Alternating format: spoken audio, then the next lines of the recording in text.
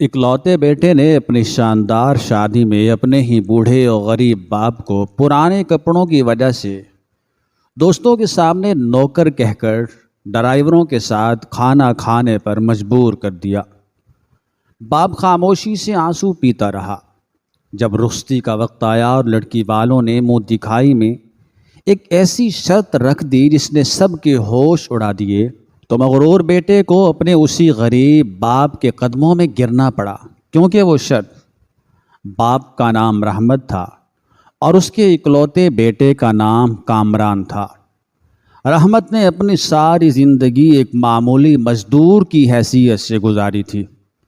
اس نے دن رات کی سخت محنت، مشقت، سردی گرمی کی پرواہ کیے بغیر اینٹیں ڈھوئیں اور اپنا پیٹ کاٹ کر اپنے بیٹے کامران کو اعلیٰ تعلیم دلوائی، تاکہ اس کا بیٹا معاشرے میں ایک باعزت اور اونچا مقام حاصل کر سکے۔ رحمت کی بیوی کامران کے بچپن میں ہی وفات پا گئی تھی، اور اس کے بعد رحمت نے دوسری شادی کرنے کا خیال بھی اپنے دل سے نکال دیا تھا، تاکہ اس کے بیٹے کو کبھی سوتیلی ماں کا دکھ نہ سہنا پڑے۔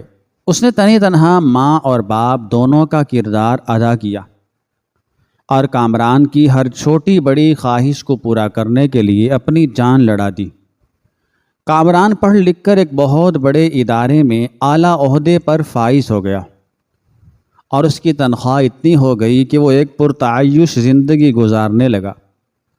لیکن جیسے جیسے کامران کے پاس دولت اور رتبہ آتا گیا، اس کے دل میں اپنے غریب اور ان پڑھ باپ کے لیے حقارت پیدا ہونے لگی۔ وہ اپنے باپ کے پرانے اور میلے کپڑوں، ان کے دیہاتی لہجے اور ان کی سادگی بھرے انداز سے شرم محسوس کرنے لگا تھا۔ کامران نے اپنے لیے شہر کے ایک پوش علاقے میں ایک شاندار مکان کرائے پر لے لیا تھا، اور اپنے باپ کو بھی مجبوری کے تحت اپنے ساتھ رکھا ہوا تھا۔ جب بھی کامران کے امیر دوست یا اس کے دفتر کے لوگ اس کے گھر آتے تو وہ اپنے باپ کو سختی سے منع کر دیتا کہ وہ کمرے سے باہر نہ نکلیں، تاکہ کوئی انہیں دیکھ کر کامران کا مذاق نہ اڑائے۔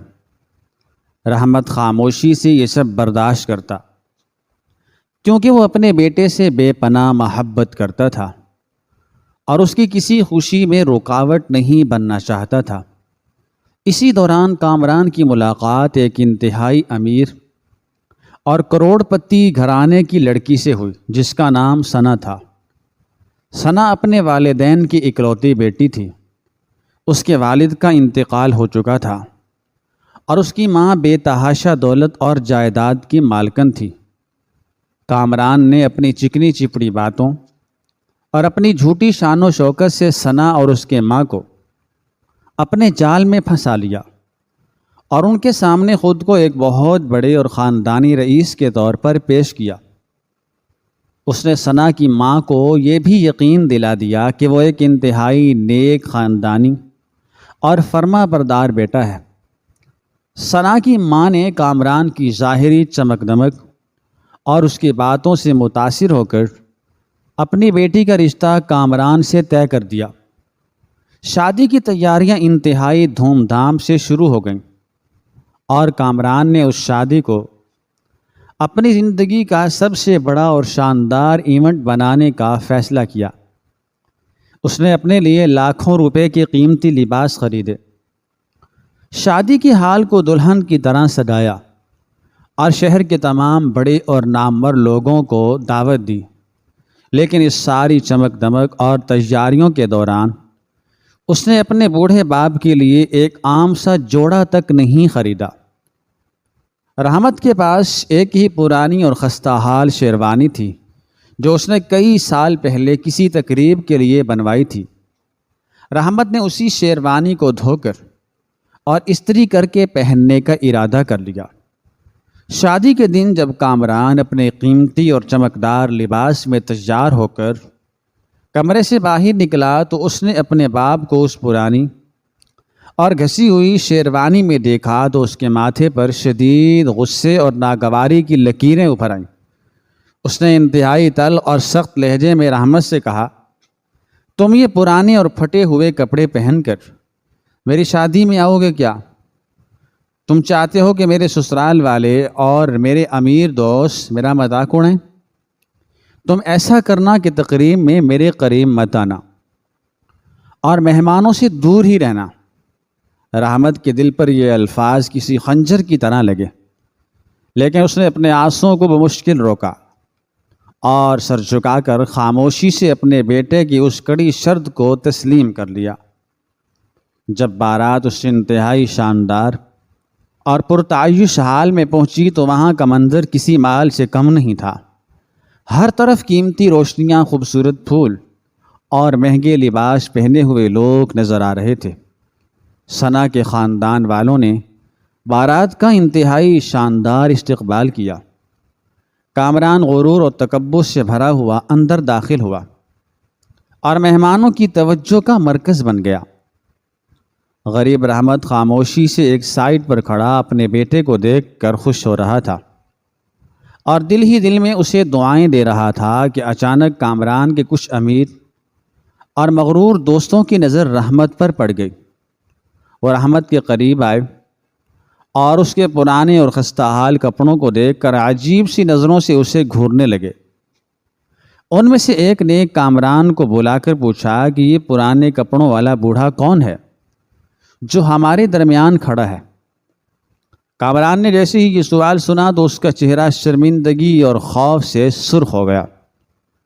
اسے ڈر تھا کہ اگر اس نے سچ بتا دیا تو اس کی ساری جھوٹی شان خاک میں مل جائے گی اور ثنا کے خاندان والوں کے سامنے اس کا بھرم ٹوٹ جائے گا۔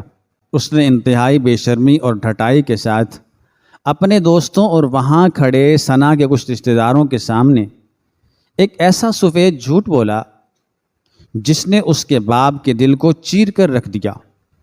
کامران نے حقارت آمیز لہجے میں کہا کہ یہ کوئی مہمان نہیں ہے، یہ تو ہمارے گھر کا ایک بہت پرانا نوکر ہے جو آج کل ہماری گاڑیاں صاف کرتا ہے اور کبھی کبھار ڈرائیونگ بھی کر لیتا ہے۔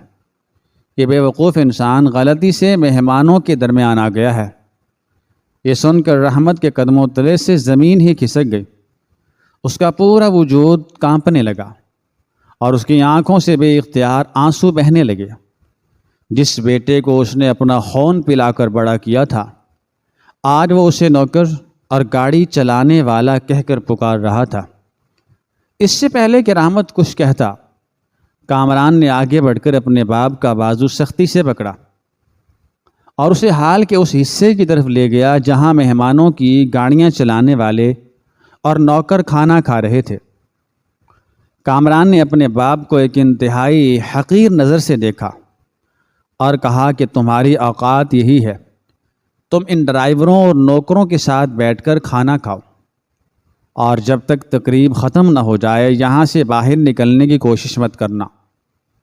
یہ کہہ کر واپس کامران اس شاندار حال میں چلا گیا اور اپنی امیر دلہن اور مہمانوں کے ساتھ ہنسنے بولنے میں مصروف ہو گیا۔ رحمت اس تاریک اور گرم خیمے میں ڈرائیوروں کی میز پر سر جھکائے بیٹھا تھا۔ اس کے سامنے لذیذ کھانوں سے بھری ہوئی پلیٹ پڑی تھی، لیکن اس کے حلق سے ایک نوالہ بھی نہیں اتر رہا تھا۔ اس کے آنسو مسلسل بہہ کر اس کے پرانے کپڑوں کو بھگو رہے تھے۔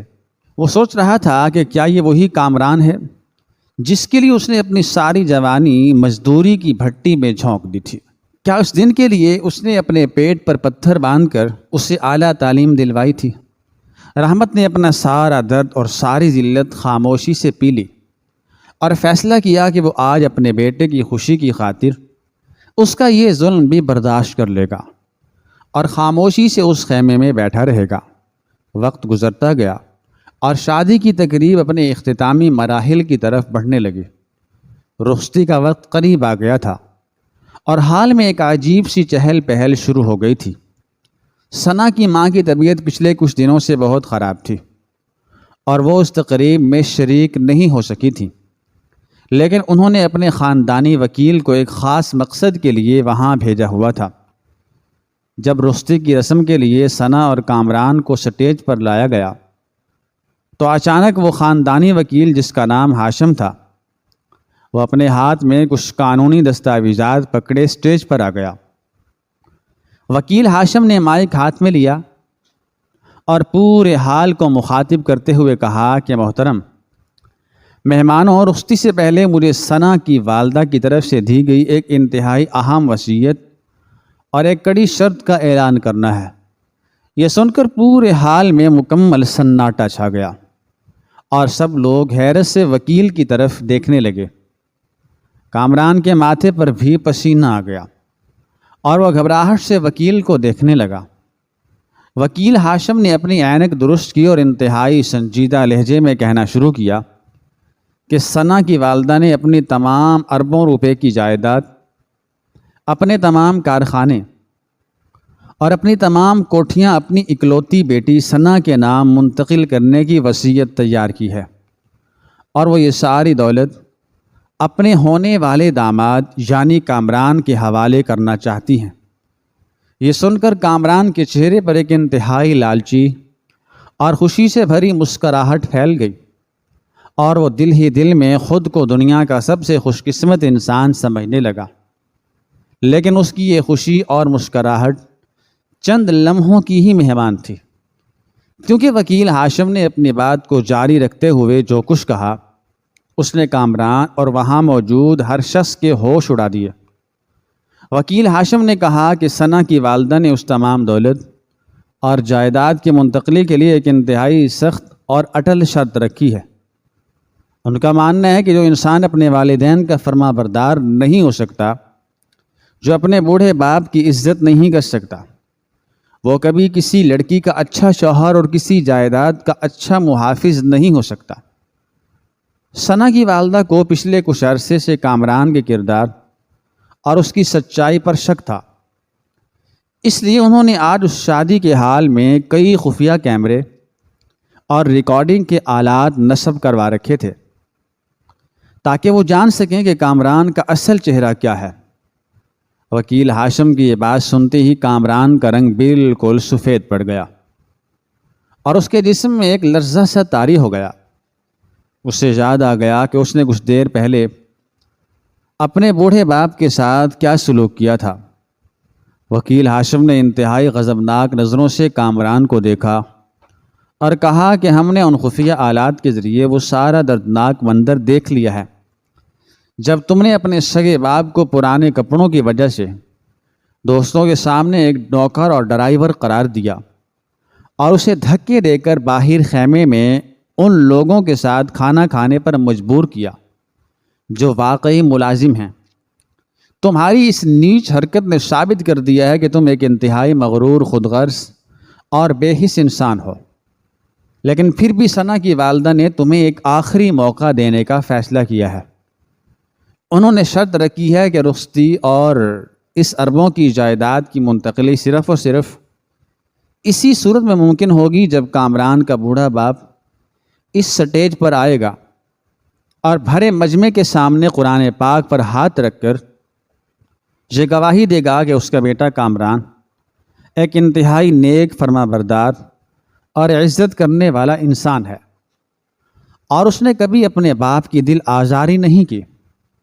اگر کامران کا باپ یہ گواہی دے دے گا تو یہ شادی بھی ہوگی اور یہ ساری دولت بھی کامران کی ہو جائے گی، لیکن اگر اس کے باپ نے یہ گواہی دینے سے انکار کر دیا تو یہ شادی اسی وقت منسوخ کر دی جائے گی اور کامران کو خالی ہاتھ یہاں سے ذلیل کر کے نکال دیا جائے گا۔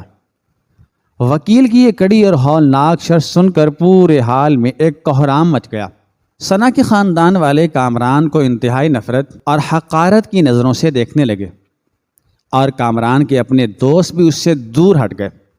کامران کا سارا غرور، اس کا سارا تکبر اور اس کی ساری جھوٹی شان و شوکت ایک ہی لمحے میں زمین بوس ہو چکی تھی۔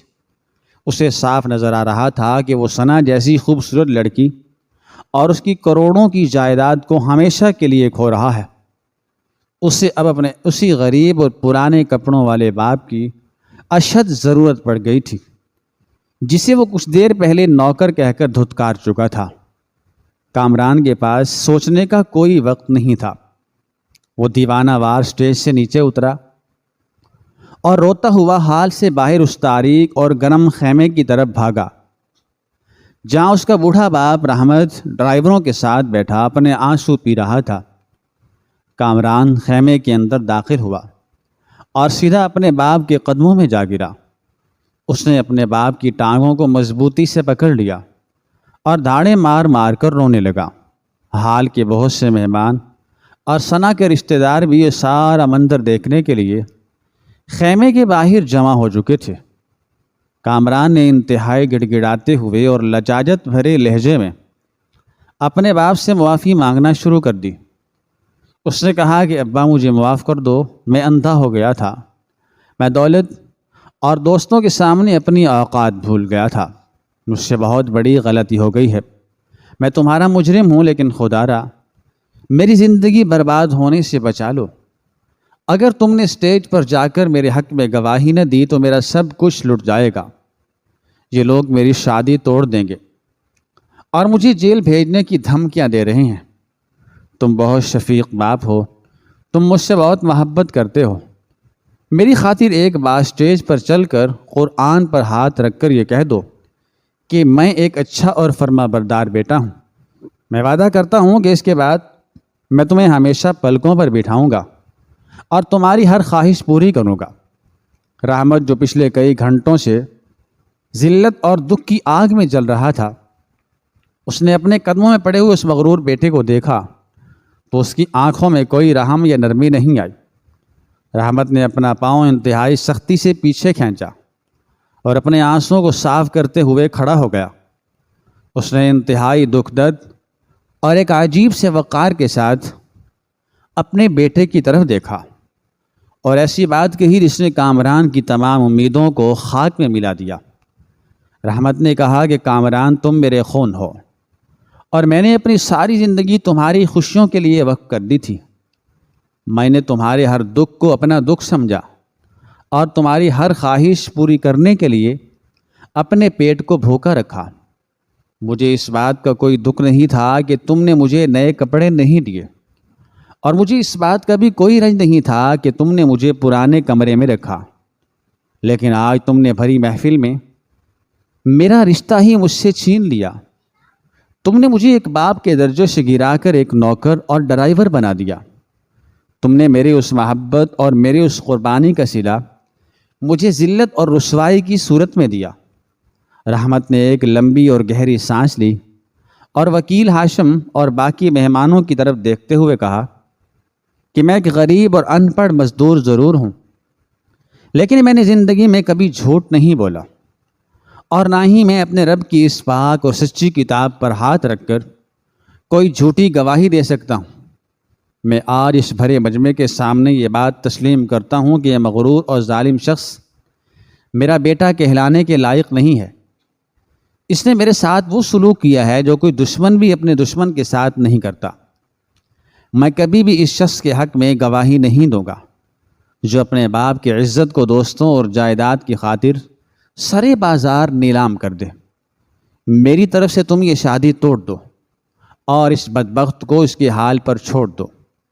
یہ سن کر کامران شدت سے چیخنے لگا اور اس نے دوبارہ اپنے باپ کے قدموں کی طرف ہاتھ بڑھائے، لیکن ثنا کے خاندان والوں نے آگے بڑھ کر کامران کو پیچھے دھکیل دیا اور اسے کالر سے پکڑ کر ہال سے باہر نکالنے کا حکم دے دیا۔ ثنا جو اسٹیج پر کھڑی یہ سب دیکھ رہی تھی، اس نے بھی اپنے گلے سے وہ قیمتی ہار اتارا جو کامران نے اسے پہنایا تھا اور اسے زمین پر پھینکتے ہوئے کہا کہ مجھے ایسے انسان کی کوئی ضرورت نہیں ہے جس کے دل میں اپنے باپ کے لیے کوئی جگہ نہیں، وہ کل کو میرے ساتھ بھی یہی سلوک کرے گا۔ وکیل ہاشم نے فوراً پولیس کو بلوا لیا اور کامران کو جھوٹ بولنے، دھوکہ دینے اور جائیداد ہتھیانے کی کوشش کے الزام میں ان کے حوالے کر دیا۔ کامران کو جب ہتھ کڑیاں لگائی جا رہی تھیں تو وہ مسلسل رو رہا تھا اور اپنے باپ کی طرف دیکھ کر معافیاں مانگ رہا تھا، لیکن اب بہت دیر ہو چکی تھی۔ اس کا سارا غرور، اس کی ساری چمک دمک اور اس کے سارے خواب ایک ہی رات میں بھیانک انجام تک پہنچ چکے تھے۔ رحمت نے اپنی وہ پرانی اور خستہ حال شیروانی درست کی، اپنے چہرے سے آنسو صاف کیے اور ایک عجیب سے سکون اور وقار کے ساتھ اس حال سے باہر نکل آیا۔ اس نے ثابت کر دیا تھا کہ ایک باپ کی عزت اور اس کا وقار دنیا کی کسی بھی دولت اور کسی بھی جائیداد سے بڑھ کر ہوتا ہے، اور جو اولاد اپنے والدین کی نافرمانی کرتی ہے اور انہیں ذلیل کرتی ہے، قدرت اسے اسی طرح سر عام رسوا کرتی ہے، اور اس کے پاس پچھتاوے اور ذلت کے سوا کچھ باقی نہیں بچتا۔ کامران کی اس رسوائی نے پورے شہر میں ایک عبرت کا نشان قائم کر دیا تھا، اور ہر انسان کو یہ سبق دے دیا تھا کہ والدین کے قدموں تلے جنت ہوتی ہے، اور جو ان قدموں کو ٹھوکر مارتا ہے وہ خود کو جہنم کی آگ میں گرا لیتا ہے، اور اس کی کوئی معافی نہیں ہوتی۔